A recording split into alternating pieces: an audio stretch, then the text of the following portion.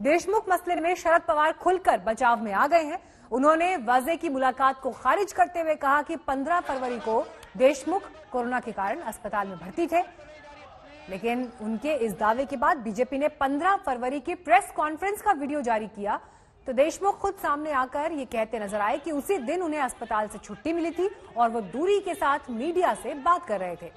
उधर आरोप लगाने वाले परमबीर सिंह ने सुप्रीम कोर्ट का रुख किया है।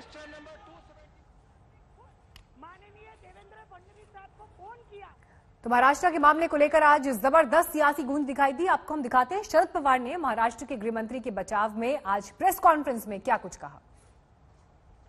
अब ये साफ हो गई कि जिस समय में ये एलिगेशन किया था वो फिर अनिल देशमुख हॉस्पिटलाइज थे। ये बात साफ होने के बाद ऐसे जो कुछ डिमांड है, इस डिमांड को कोई ताकत नहीं रही। Clear after getting information of Nagpur hospital, allegation which is made against Mr. Deshmukh is not correct. Yeah, in fact, when we got all this information, when we got that Mr. Deshmukh was hospitalized, and that's why the allegation was made exactly in same place. And when he was in hospital, it established there is a hospital certificate, and the all government record also said that entire 3 weeks he was not involved with. He was in Nagpur, that is his home.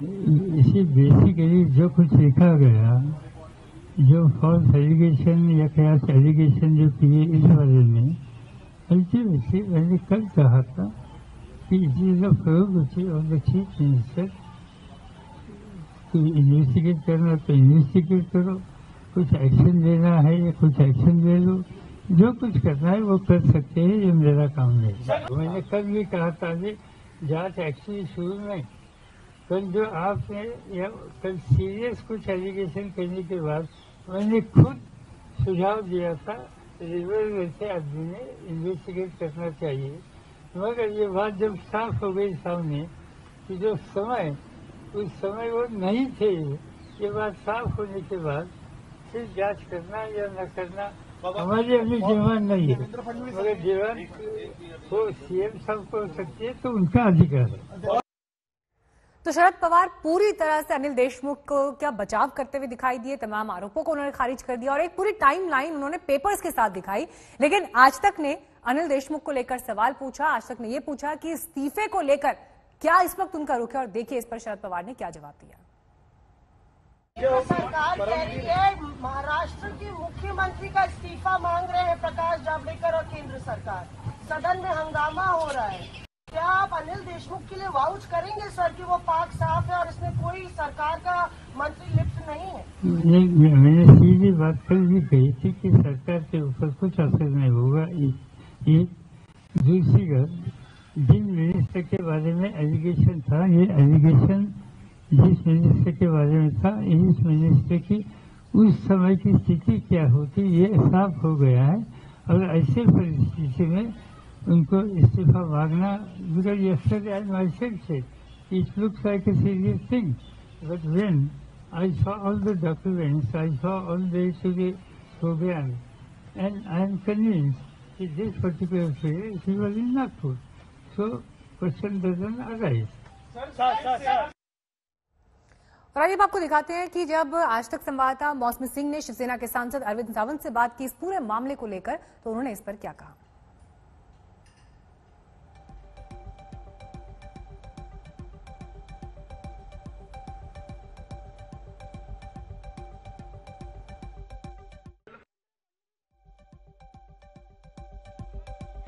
सदन में जबरदस्त हंगामा बरपा हुआ है और शिवसेना के तेवर जो है, सदन में जबरदस्त हंगामा बरपा हुआ है, शिवसेना के तेवर आक्रामक है। आइए बात करते हैं अरविंद सावंत साहब से। लगातार शर्म करो के नारे लग रहे हैं लोकसभा में, राज्यसभा में भी, क्या कहना चाह रही है भाजपा?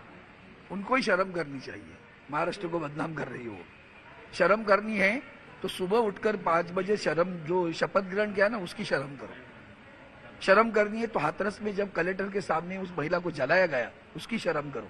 शर्म करनी है तो उत्तर प्रदेश में साधु की हत्या हुई, उसकी शर्म करो। शर्म करनी चाहिए उनको हमें क्या, जो हादसा हुआ उसकी इंक्वायरी तो आप एनआईए कर रही है ना, आपकी एजेंसी कर रही है, हम तो नहीं कर रहे ना। वो तो कह रहे मुख्यमंत्री इस्तीफा दे, प्रकाश जावड़ेकर ने भी मांग की मुख्यमंत्री वो कुछ भी कहे तो हम उसके ऊपर जवाब देने की आवश्यकता है क्या? वो तो कहते रहे, सुशांत सिंह के मामले में भी करते रहे। क्या हुआ सीबीआई का? वो तो लोगों, तुमने तो चलाया था 1 महीना, आप लोगों ने डंगोरा बिठा ना, क्या हो गया? ढोल बढ़ाया आपने, क्या हुआ? सीबीआई की केस का क्या हुआ वो भी तो पूछो।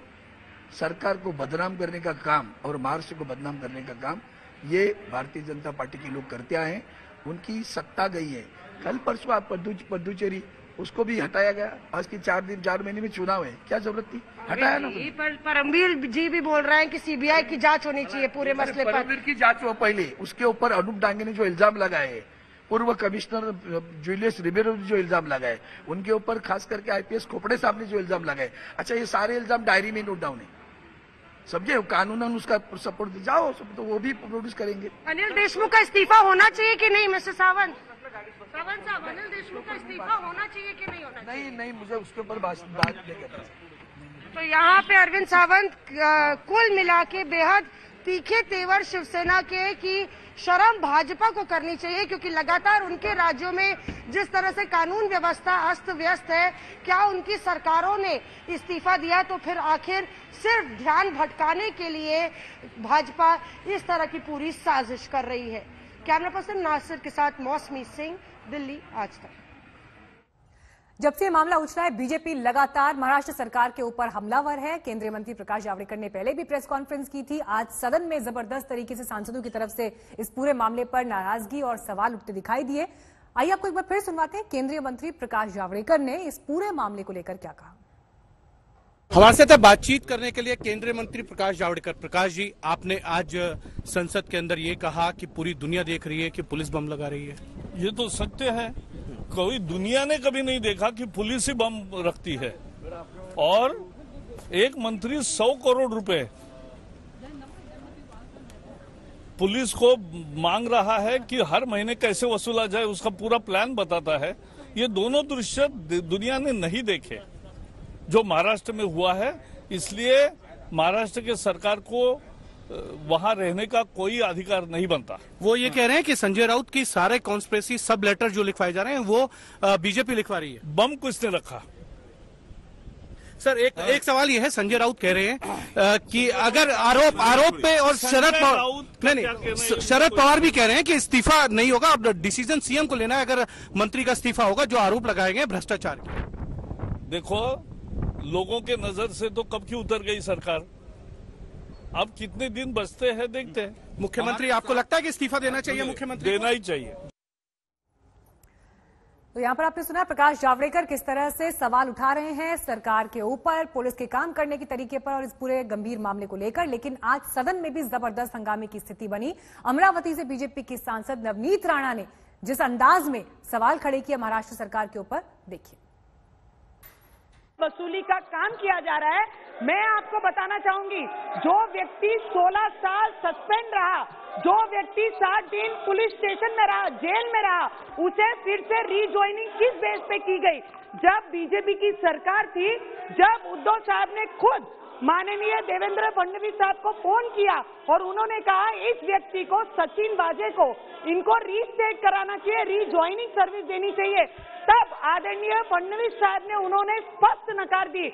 उनकी पूरी हिस्ट्री देखते बराबर उन्होंने नकार देते हुए उन्हें ज्वाइनिंग नहीं कराई।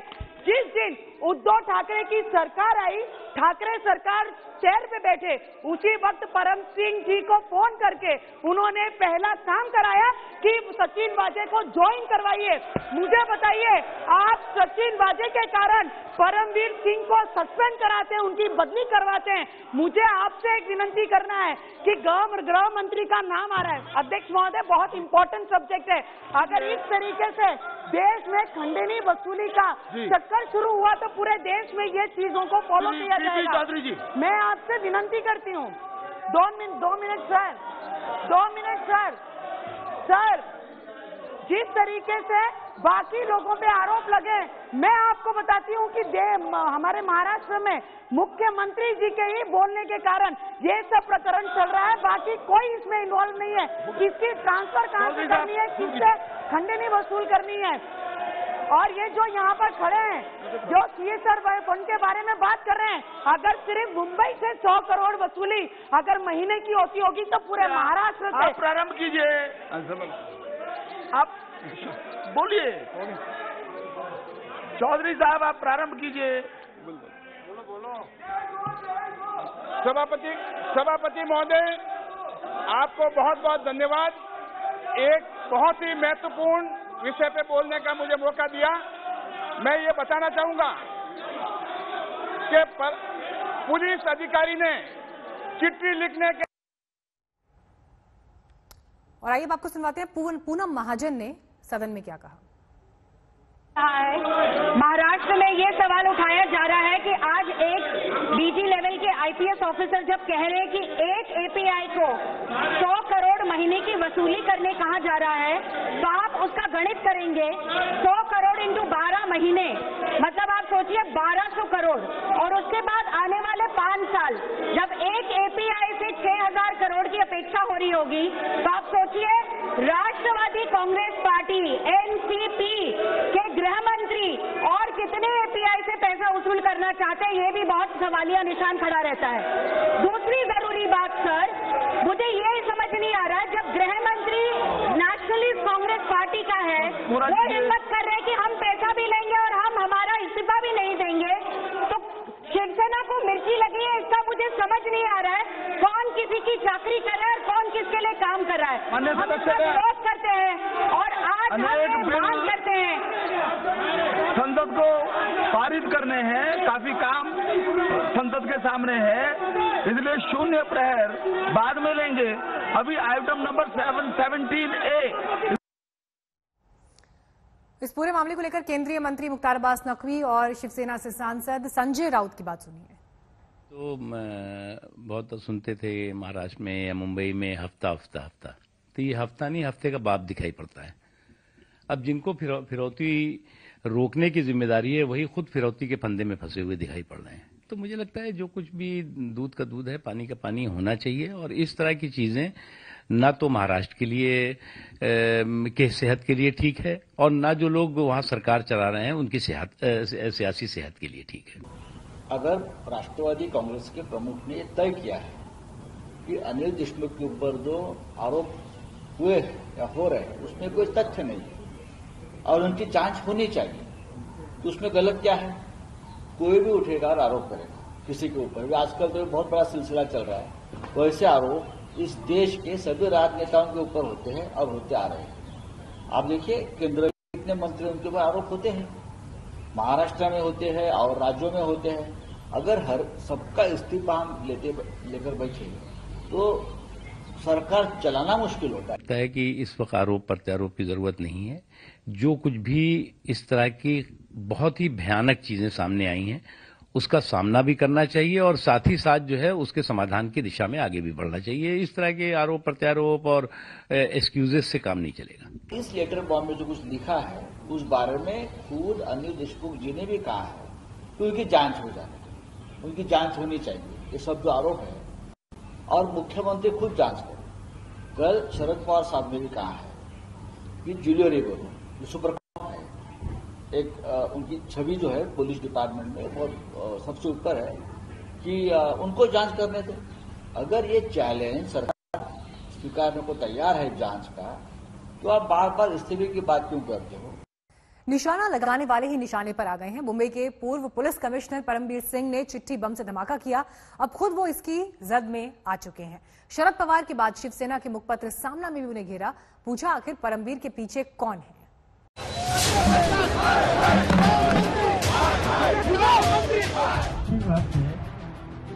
ये आरोप लगाए, इससे पहले देशमुख की माइक नीचे की कोई आवश्यकता नहीं है। तो क्या पवार पावर के बाद देशमुख की कुर्सी बच गई और निशाने पर आरोप लगाने वाले परमबीर ही आ गए? पत्र धमाके पर सियासी भूचाल के बाद कल पवार ने दिल्ली में मोर्चा खोला, तो आज शिवसेना ने अपने मुखपत्र सामना के जरिए आरोपों का रुख मोड़ दिया। निशाना लगाने वाले ही निशाने पर आ गए। चिट्ठी लिखकर महाराष्ट्र के गृह मंत्री पर आरोप लगाने वाले परमबीर के खिलाफ ही सवालों के तीर उछाल दिए गए। शरद पवार बोले, परमबीर ने कमिश्नर रहते क्यों नहीं कुछ बोला? आरोपों के सबूत भी नहीं है। देशमुख ने पलटवार करते हुए कहा, फंसता देख आरोप लगाया। तो सामना ने सवाल कर दिया, परमबीर का कोई इस्तेमाल तो नहीं कर रहा? बात है, ये आरोप लगाए, इससे पहले क्यों नहीं लगाए, ये भी बता सकते सामने। दूसरी, ये जो उन्होंने इंसिडेंट कहा, एक तो पिछले महीने का या कल से 16 तारीख का था, तो 17, 18, 19 ये 2-3 दिनों में इन बारे में उन्होंने क्या नहीं कहा, कुछ नहीं कहा। सडनली सरकार को बचाने की जिम्मेदारी ये पवार साहब ने अपने कंधे पर ली है। इस सरकार को मैन्युफैक्चर ही पवार साहब ने किया है और इसलिए वो ये मानते हैं कि उनकी जिम्मेदारी है कि उनका जो प्रोडक्ट है उसको वो सेफगार्ड करे। सामना ने परमबीर के बहाने साजिश की नई थ्योरी निकाली। मसलन परमबीर के पीछे कौन है? ऐसा क्यों है कि फडणवीस दिल्ली में प्रधानमंत्री और अमित शाह से मिलते हैं और 2 दिन बाद ही परमबीर चिट्ठी लिख देते हैं? वाजे को इतने अधिकार कैसे मिले? वाजे को रोका जाता तो कमिश्नर की प्रतिष्ठा बच जाती। सामना ने विपक्ष के हंगामे को जहां साजिश बताया, वहीं केंद्रीय एजेंसियों के इस्तेमाल को भी निरंकुश बता दिया। देशमुख जी स्वयं अपने लिए कर रहे थे कि पार्टी के लिए कर रहे थे? इस पर शरद पवार को जवाब देना पड़ेगा और उद्धव ठाकरे को भी बताना पड़ेगा। नीति में ऐसे बहुत सी कीचड़ एक दूसरे पर उछालते हैं, लेकिन पूर्व कमिश्नर का तबादला किया गया है। क्यों किया गया है उसके भी कारण सबको मालूम है। अब उसकी जांच हो, पवार साहब ने जो कहा है सही है, उसकी जांच हो। शरद पवार महाराष्ट्र की उद्धव सरकार के लिए संकट मोचक रहे हैं। जब जब सरकार पर आफत के बादल मंडराए, पवार पावर ढाल बन गया। लेकिन इस बार निशाने पर उन्हीं के कोटे के मंत्री हैं। आंच उद्धव और खुद पवार तक भी है, क्योंकि परमबीर ने चिट्ठी में हर महीने 100 करोड़ की उगाही के लिए आदेश देने का आरोप लगा के ये साबित कर दिया कि शरद पवार को भी इसकी जानकारी थी। अब देखना यह है कि चिट्ठी बम के धमाके का अंजाम क्या होता है और कितना होता है। गृह मंत्री अनिल देशमुख के इस्तीफों को लेकर विपक्ष दबाव बढ़ा रहा है। अनिल देशमुख का इस्तीफा अगर होता है तो कहीं ना कहीं ये माना जाएगा कि सरकार ने अपनी गलती को कबूल किया है और इसीलिए शायद एनसीपी के मुखिया शरद पवार और पार्टी के प्रदेश इकाई के अध्यक्ष जयंत पाटिल ये कह रहे हैं कि फिलहाल अनिल देशमुख को इस्तीफा देने की कोई जरूरत नहीं। मुंबई से कमलेश सुतार के साथ पंकज उपाध्याय, आज तक ब्यूरो। महाराष्ट्र सरकार 3 किरदारों में फंस गई है। एक किरदार तो खुद सरकार के गृह मंत्री हैं, वो खुद आरोपों के घेरे में हैं। बाकी भी 2 किरदार दमदार हैं। एक चिट्ठी से धमाका करने वाले हैं तो दूसरे के नीचे इतने राज हैं कि कोई भी हैरान रह जाए। कोर्ट मॉनिटर्ड इंक्वायरी, ये इसमें सॉल्यूशन है। What is the role of Sharad Pawar? उनकी भूमिका पर भी बहुत गंभीर संदेह उठ रहे हैं। क्या सरकार को यह पता नहीं था? क्या मुख्यमंत्री और गृहमंत्री सोए थे? अनिल देशमुख बने रहेंगे नहीं बने रहेंगे मुख्यमंत्री बता सकते हैं। किरदार नंबर 1 अनिल देशमुख। किरदार नंबर 2 परमबीर सिंह। किरदार नंबर 3 सचिन वाजे। ये हैं 3 बड़े किरदार जिसे लेकर महाराष्ट्र की उद्धव सरकार पूरी तरह से फंस गई है। विपक्ष हमलावर है, सरकार बेचैन है। आगे का रास्ता किधर मुड़ जाए कोई नहीं जानता।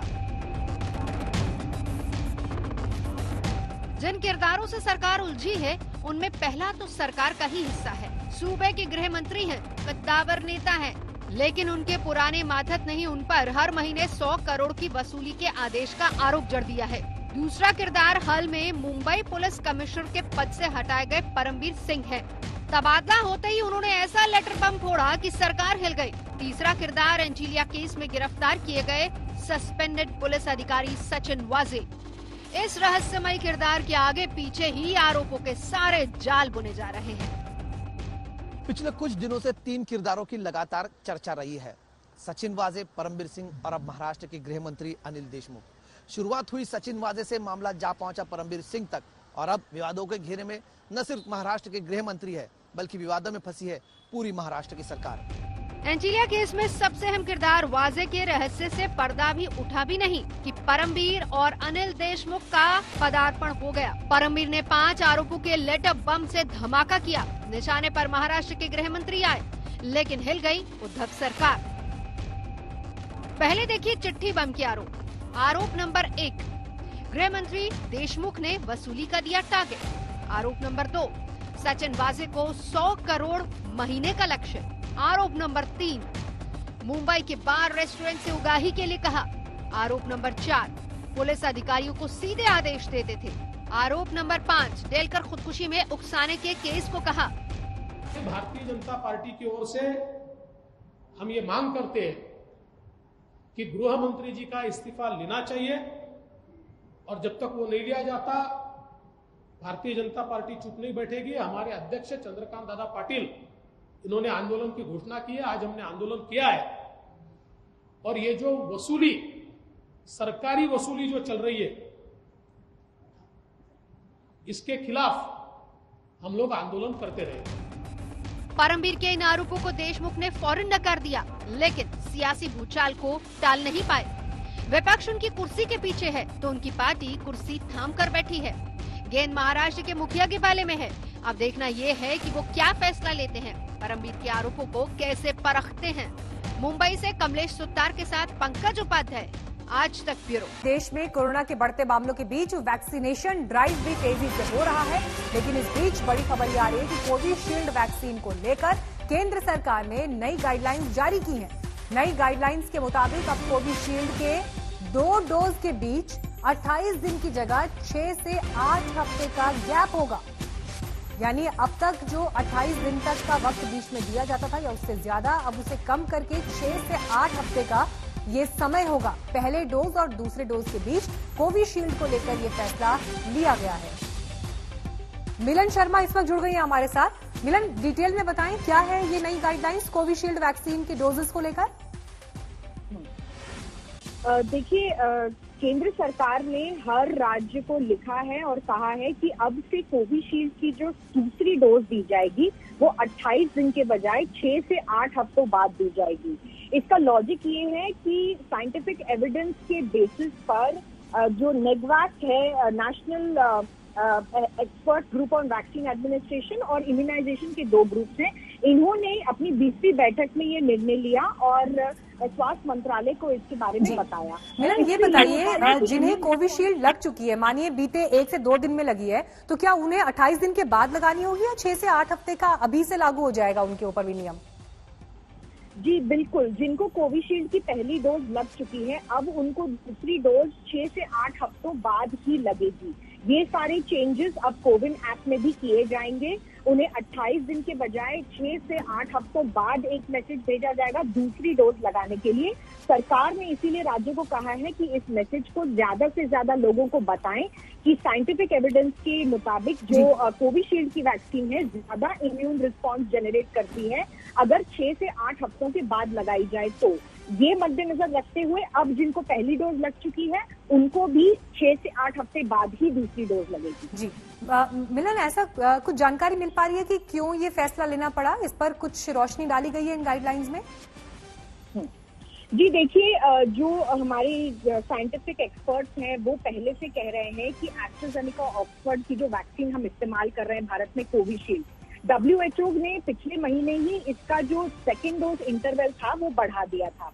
भारत में इस पर विचार चल रहा था, लेकिन अब ये दोनों एक्सपर्ट कमेटी साथ बैठी और इन्होंने स्वास्थ्य मंत्रालय को बताया कि वाकई में अगर दूसरी डोज थोड़े लंबे समय के बाद दी जाए तो बॉडी में इम्यून रिस्पॉन्स ज्यादा जनरेट होता है, ज्यादा एंटीबॉडीज बनती हैं और इससे कोविड से सुरक्षा पाने में ज्यादा मदद मिलती है। इसीलिए फिलहाल ये कोविशील्ड के लिए लागू है। मैं आपको बता दूं बहुत जरूरी बात कि कोवैक्सीन की जो दूसरी डोज है वो अब भी 28 दिन के बाद लगेगी। तो ये नए नियम लागू हैं, ये सिर्फ कोविशील्ड के लिए ही है। जी शुक्रिया मिलन आपका इस जानकारी के लिए। तो अब 28 दिन की बजाय 8 हफ्ते के समय में कोविशील्ड का दूसरा डोज जो है वो आपको लेना होगा। इस तरह की गाइडलाइंस जो है सरकार की तरफ से आ चुकी हैं, जिसकी जानकारी मिलन शर्मा हमें दे रही थी। लेकिन बहुत अलर्ट रहने की जरूरत इसलिए भी है क्योंकि अब कोरोना की दूसरी लहर पहले से ज्यादा खतरनाक साबित हो रही है। महाराष्ट्र की हालत देखिए, वहां पर मरीजों की तादाद पूरे देश भर के नंबर्स पर हावी है। बीते 24 घंटे में जहां पूरे देश में 47,000 मामले सामने आए, तो अकेले महाराष्ट्र में 30,000 मरीज ज्यादा मिले।